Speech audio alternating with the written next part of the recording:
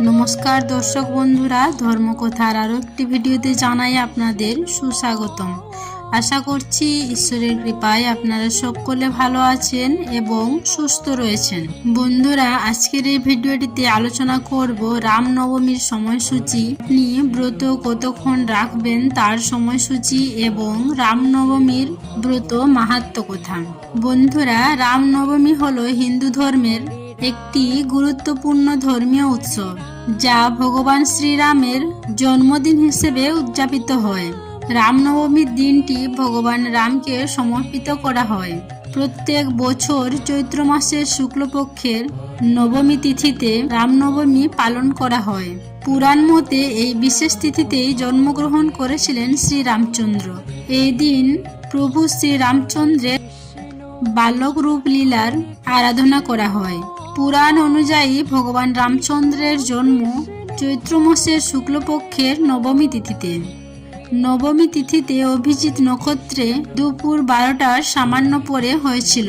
তাই রামনবমীর দিন একেবারে ঘড়ি ধরেই এই দিন রামের পুজো করার প্রচলন রয়েছে। 2025 সালে রামনবমী পালিত হবে 6 এপ্রিল 2025, বাংলার 23 চৈত্র 1431 রবিবার। চলুন বন্ধুরা, এবার বিস্তারিতভাবে জেনে নেওয়া যাক 2025 সালে রামনবমীর দিনে নবমী তিথি কখন শুরু হচ্ছে এবং কখন শেষ হচ্ছে। পঞ্জিকা মতে এপ্রিল মাসের 5 তারিখে সন্ধ্যা 7:25 শুরু হবে নবমী তিথি, আর এই তিথি শেষ হবে 6 এপ্রিল 2025 সন্ধ্যা 7:20। তাই উদয়া তিথি অনুযায়ী 2025 সালের রামনবমী পালিত হবে 6 এপ্রিল। বন্ধুরা, চলুন এবার জেনে নিই রামনবমীর শুভ মুহূর্ত। 2025 সালে 6 এপ্রিল রামনবমী পালন করা হবে এবং এই দিনে পুজোর শুভ মুহূর্ত সকাল 11:08 থেকে শুরু করে দুপুর 1:29 পর্যন্ত থাকবে। এই দিন মধ্যাহ্ন পুজোর শুভ মুহূর্ত দুপুর 12:23 পর্যন্ত থাকবে। এই মুহূর্তে পূজা করা অত্যন্ত শুভ বলে মনে করা হয়। তো বন্ধুরা, এবার আমরা জেনে নেব রামনবমীর ব্রত মাহাত্ম্য কথা, যা রামচন্দ্রের বাল্যলীলা বলে সবাই জানে। ভগবান শ্রী বিষ্ণু সপ্তম অবতার পুরুষোত্তম শ্রীরাম জন্মগ্রহণ করেছিলেন। বলা হয়, যদি কেউ কোনো কারণে রামনবমীর ব্রত নাও রাখতে পারেন, কেবলমাত্র এই ব্রত কথাটি শ্রবণ করে শ্রীরামের উদ্দেশ্যে একটি প্রদীপ প্রজ্বলন করতে পারেন, তাতেও এই ব্রতের পূর্ণ ফল অনেকাংশেই লাভ করা যায়। এই ব্রত কথা যতবার শ্রবণ করবেন ততই পরম শান্তি লাভ করবেন। আশা করছি দর্শক বন্ধুরা, শ্রী রামনবমীর এই ব্রত কথাটি শ্রবণ করে আপনাদের ভালো লাগবে।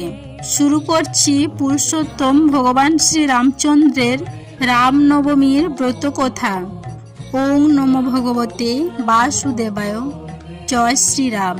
ব্রহ্মার মানসপুত্র মহাযোগী সনক তার পিতৃদেবকে জিজ্ঞাসা করিলেন, হে পরম পিতা, প্রসিদ্ধ আছে রাজা দশরথের ঔরসে রানী কৌশল্যার গর্ভে ত্রিলোকনাথ শ্রীরামরূপে জন্মগ্রহণ করিয়াছিলেন। দশরথ ও কৌশল্যা এমন কি পুণ্য করিয়াছিলেন, শ্রীরামচন্দ্র তাহাদের গৃহে অবতীর্ণ হইলেন। ব্রহ্মা কহিলেন, বৎস, তুমি জগতের কল্যাণার্থে অতি পবিত্র প্রশ্ন করিয়াছ, ইহার উত্তর দিতেছি, শ্রবণ করো মনোযোগ সহকারে। রাজা দশরথের যৌবনকাল প্রায় শেষ হইয়া উপস্থিত, অথচ তাহার কোনো সন্তান হইল না। বংশ রক্ষা হয় না দেখিয়া রাজা দশরথ খুবই চিন্তায় দিন কাটাইতে লাগিলেন। শেষে তাহার কুলপুরোহিত বৈশিষ্ট্যদেব রাজাকে বলিলেন, তাহার স্ত্রীগণদের সহিত শিব দুর্গার মন্ত্র জপ করিতে। রাজা দশরথ এবং তাহার মহিষী পতিপরায়ণা কৌশল্যা ধ্যানমগ্ন হইয়া শিব দুর্গার মন্ত্র জপ করিতে লাগিলেন। তাহাদিগের কঠোর তপস্যায় প্রসন্ন হইলেন তিনি। তৎক্ষণাৎ রাজা ও রানীর পুরভাগে আবির্ভূত হইলেন। কৈলাসপতিকে দেখিয়া রাজার আনন্দের শেষ রইল না। তিনি দেবাদিদেব মহাদেবকে সম্বোধন করিয়া বলিলেন, হে ভগবান, আপনাকে প্রত্যক্ষ দেখিয়া আমার জন্ম, কর্ম, চক্ষু ও দেহ সার্থক হইল। সদা শিব কহিলেন, হে রাজন, তোমার অভীষ্ট কি প্রার্থনা করো, আমি তাহা পূরণ করিব। রাজা কহিলেন, হে কৈলাসনাথ, আমি পুত্রাভাবে নিরন্তর মনোদুঃখে কালাতিপাত করিতেছি। কি কার্য করিলে আমি পুত্ররত্ন লাভ করিতে পারি, আপনি তাহার উপায় বিধান করুন। সদাশিব কহিলেন, মহারাজ, তুমি ভক্তি সহকারে পুত্রেষ্টি যজ্ঞ সম্পাদন করো। তাহা হইলেই কৌশল্যার গর্ভে ব্রহ্মাণ্ডপতি শ্রী জনার্দন তোমার পুত্ররূপে অবতীর্ণ হইবেন। দেবাদিদেব চন্দ্রনাথ এই বলিয়া তিরোহিত হইলেন। অনন্ত রাজা দশরথ কৌশল্যার সহিত একত্র হইয়া যথাবিধান পুত্রেষ্টি যজ্ঞের অনুষ্ঠান করিলেন। যজ্ঞের ফলে কৌশল্যার গর্ভ সঞ্চার হইল। যথাকালে চৈত্র মাসে শুক্লপক্ষের নবমী তিথিতে পূর্ণবিষু নক্ষত্রে শুভ লগ্নে শুভ ক্ষণে শুভ যোগে স্বয়ং জনার্দন শ্রী রামচন্দ্র আবির্ভূত হইলেন। শ্রী রামচন্দ্রের ভূমিষ্ঠ হইবার সঙ্গে সঙ্গে সেই দিন এই উপলক্ষে রাজ্য জুড়ে উৎসব লাগিয়া গেল।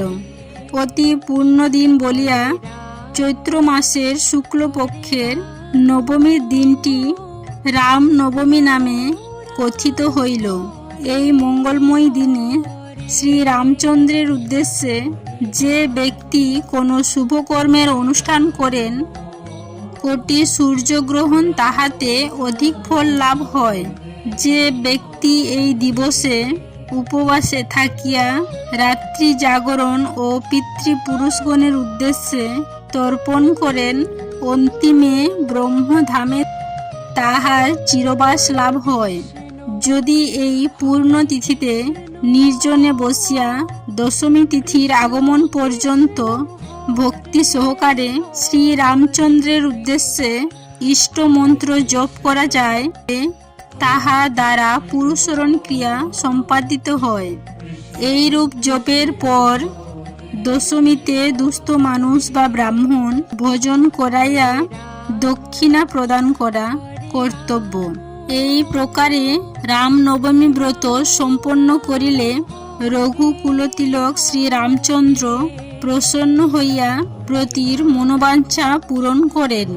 এই রামনবমী ব্রত সর্বসুখের ও সর্বপ্রকার মঙ্গলের আকর ও পরম পবিত্র। ব্রহ্মার মুখে এই কথা শুনিয়া তাপস শ্রেষ্ঠ সনক পুনরায় জিজ্ঞাসা করিলেন, হে পিত, এই প্রকার ব্রতের বিধান কি? ব্রহ্মা কহিলেন, ব্রতের পূর্বদিন একাহারে থাকিয়া আমিষভোজীদের নিরামিষ ভোজন করাই বিধি। রাত্রিকালে কুশ বা কম্বলের শয্যায় শয়ন করিবে, কিন্তু স্ত্রীর সহিত শয়ন করিবে না।